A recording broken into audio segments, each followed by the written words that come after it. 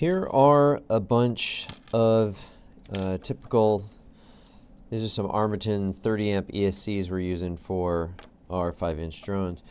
They're all dead. They all had a problem today. Different people were working on these. And what happens is, as most of you that might do any of this know, as you're soldering these things, sometimes they're clear, sometimes, it's opaque and you can't see it.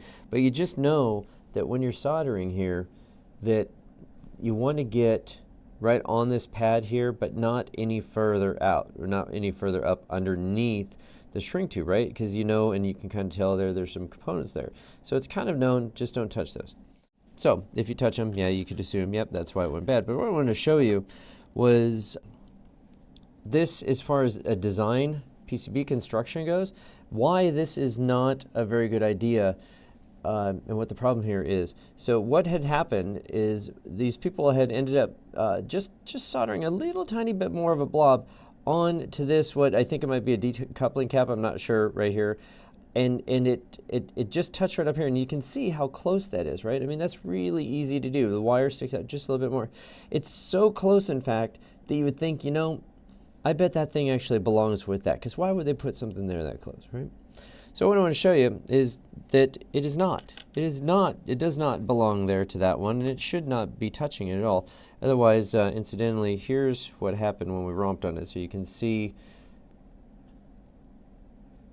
that this one right up in here is in fact smoked, and that will be probably a project down the road for rewinding.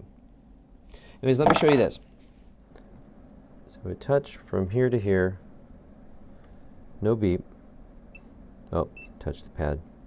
But if I touch here, beep. So I come over here, touch, got that one, and then this third one right there.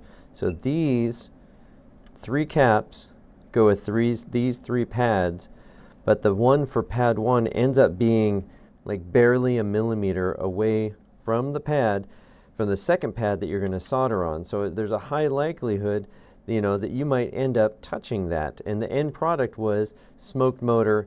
And when you plug it in, you actually, in this case, you got the full tones. You got the the whole entire beep. So it said it was okay, but it was a real sickly kind of squeaking tone, not good. That's with a smoke stopper, by the way. So, whatever, link up there somewhere. Use a smoke stopper and you'll get this kind of sickly beep instead of just a plain old regular one.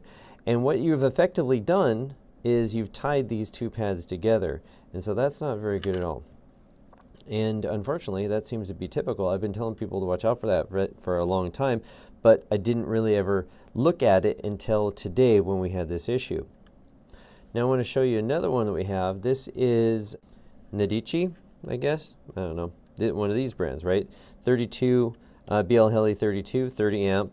And if you look, nothing hiding up underneath there. And if we turn it over, all clean and clear. And if these are the same caps, they might be, but I don't know. There's 1, 2, and up in here.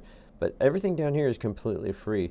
So I just want to mention that if you're looking around for the best ESC, and you're looking at price for this and speed and what's it, and you got about 5 or 10 that are all about in the same ballpark, take a look at the pictures and see how close these caps are to this, and see if that's going to be a problem. Or just be careful when you solder.